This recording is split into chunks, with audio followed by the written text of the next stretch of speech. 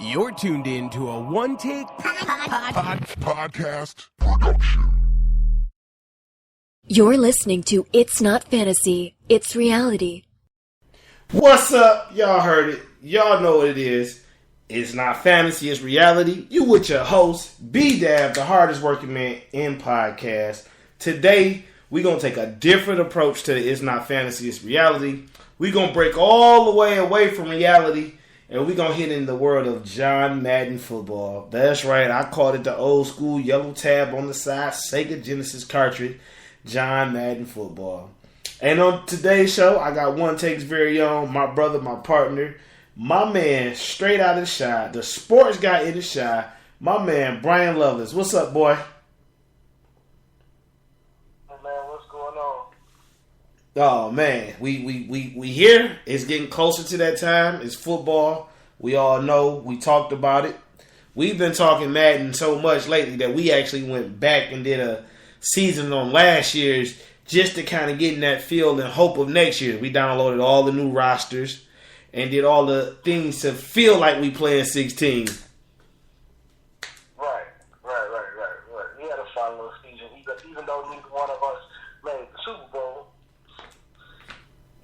Oh, man, that's the beauty of Madden. You get to put your GM cap on and take some moves. And unfortunately, man, I didn't make the Super Bowl. But if you were a Tennessee Titans fan, I put together a nice plan for the future. I had the number 1, the number 3, and the number 11 pick. Yeah, man, you definitely did the magic, man. On some draft day, Cleveland Browns movie type stuff. So that's what we about to talk about now. We talking about Madden, so everybody can put on their GM cap. And we're going to break down, as y'all may know or may not know, my man Brian constantly hits me with updates about everything. And I was working, and he sent me the messages like, yo, the Madden roster tallies is up. The rating system is up. And we dug into it. I'm like, man, we might as well get on air and go ahead and break this down. So in today's show, we're going to give you all the quarterbacks, and the running backs. And then we'll come back in a day or two with the wide receivers and tight ends and touch on a couple other things. Madden. I'm going to have my man Brian on the next episode break down some of the new features in this 2016 Madden. We're going to break down some Ultimate Team things because I know you're not a big Ultimate Team guy, but I am. So we're going to touch a couple things. So let's get straight into it. You know what I'm saying? We're going to kick it off with, we only going to do the top 5, and we're going to start from 5th to 1st. We're going to break down their rate. Let my man Brian break down their rating systems. We're going to tell you what we agree and disagree on for these guys. And we're going to also break down who should be in there and who shouldn't be. So let's start off with no other than at 5. Tell them who's the 5th best quarterback on Madden right now. Andrew Luck, 94 overall, man.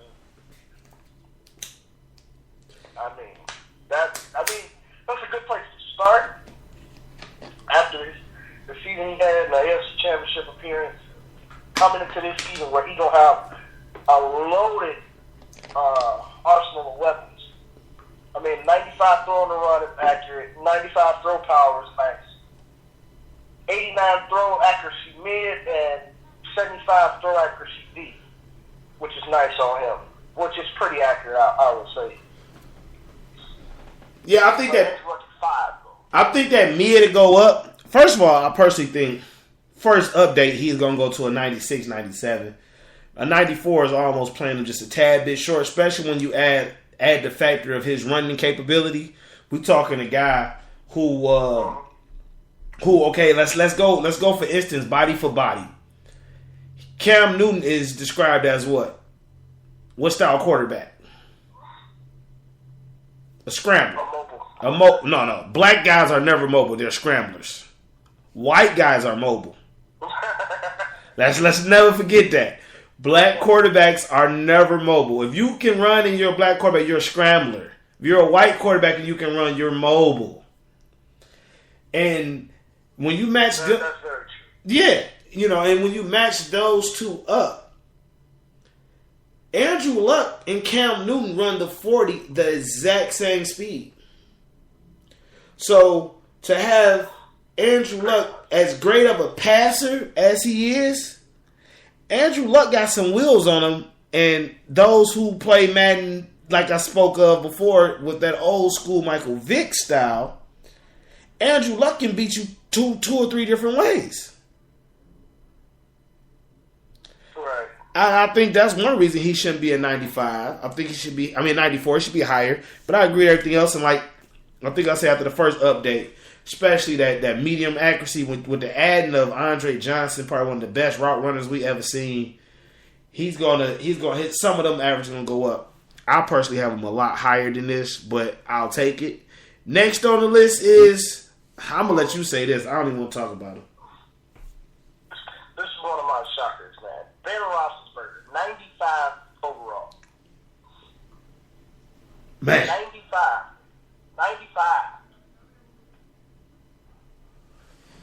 Come on, man. Being as a 95 overall on Madden has to do a lot with the benefit of having a top running back and a top wide receiver. And a hell of an offensive line. But Ben is not a 95 overall quarterback by far. I'll be honest, Ben might have been like an 89 if you ask me. Yeah, I do that. 89, probably, 89, 90, maybe on a good day.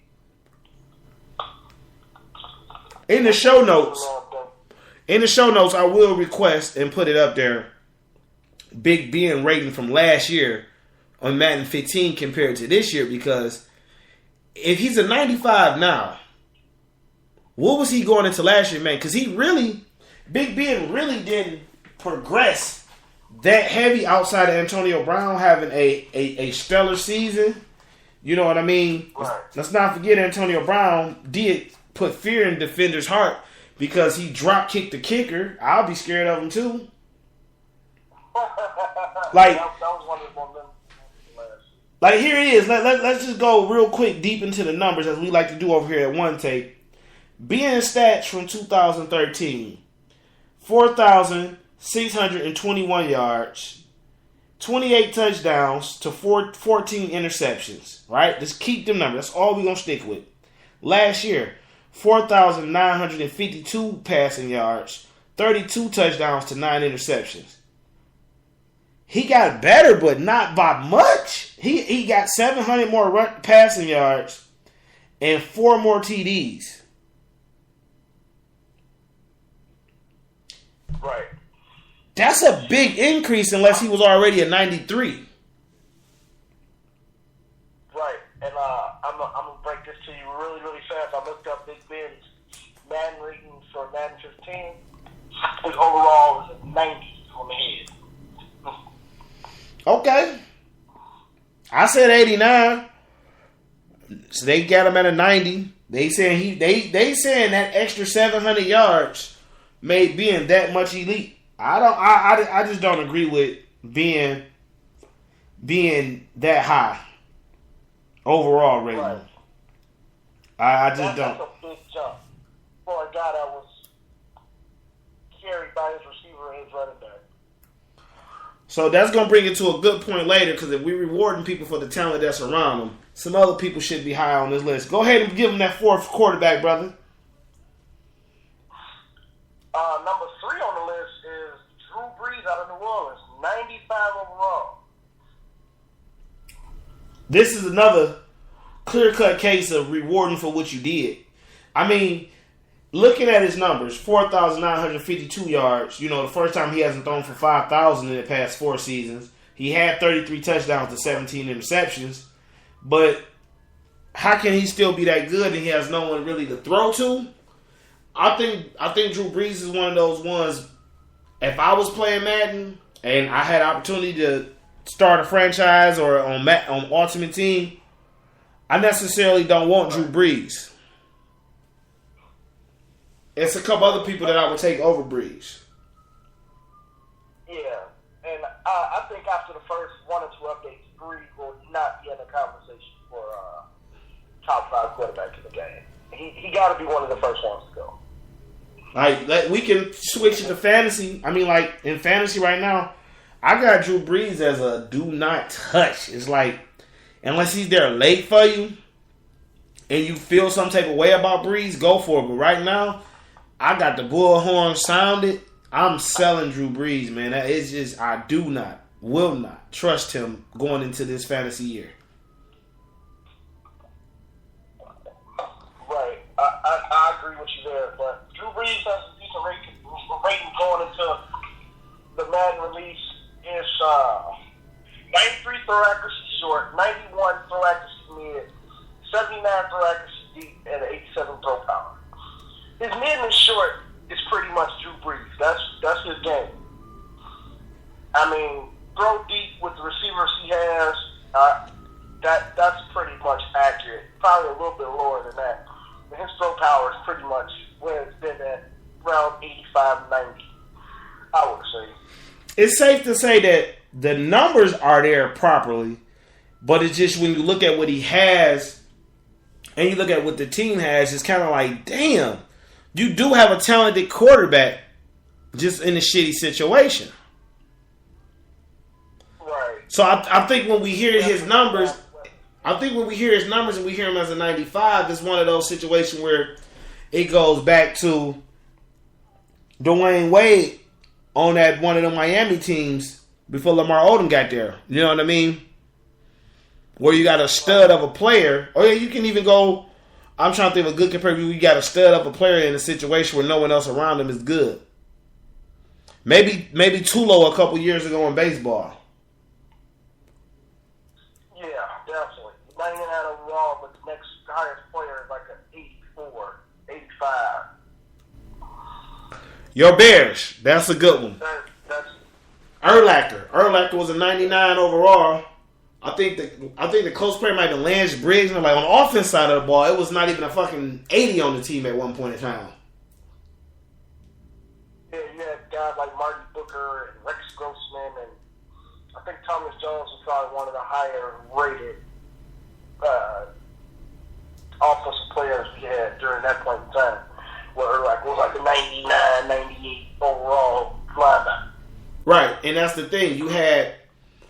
That's what I think the Drew Brees. Like, now that we're kicking it about it, I'm thinking the Drew Brees thing. I'm not that upset with his 95 because he is. I feel like you shouldn't touch him because I think next year, if he's still 95, now you're paying him back for what he did versus what he's going to do.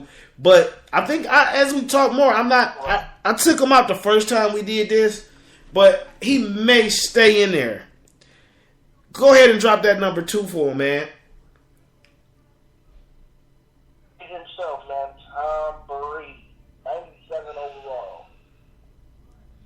Now, see, this right here scares me because I'm afraid of two things. One, I'm afraid this podcast will get destroyed at the end of this podcast. Two, I don't know if they gave him the rating with a fully regulation inflated ball, or is that his throwing power accuracy with the deflated ball? Oh man, that's a dirty one. But all deflate deep aside, after the season he had, the 97 is well worth it on Tom Brady. I mean, you won't see too many people running with it the first 6 weeks of the season because it's gonna go up and down because he ain't gonna play, or he might stay the same to MLB 15 show standards. You don't play, you stay the same. But his numbers look like this. His key numbers look: throw accuracy short 96, throw accuracy mid is 97, 97 throw power. But my biggest question is his throw accuracy deep, which is a 70. That's almost, to me, an oxymoron because the throw power is a 97. Then the accuracy is a what? The throw accuracy deep is a 70. 70. That's a big drop off. That's almost a 30. That's a 27-point drop off. Like, is he just chucking the ball at people? Right. It's like, is he just throwing it up just with all his strength? First of all, let's go back. I have to hit back what I said on the first time. We never even knew he could throw the ball deep because he was such an elite short passer up until when he got Randy Moss. Right. He doesn't have a Randy Moss caliber wide receiver to even consider his throwing deep. Like, When you think of Tom Brady, you think of Deacon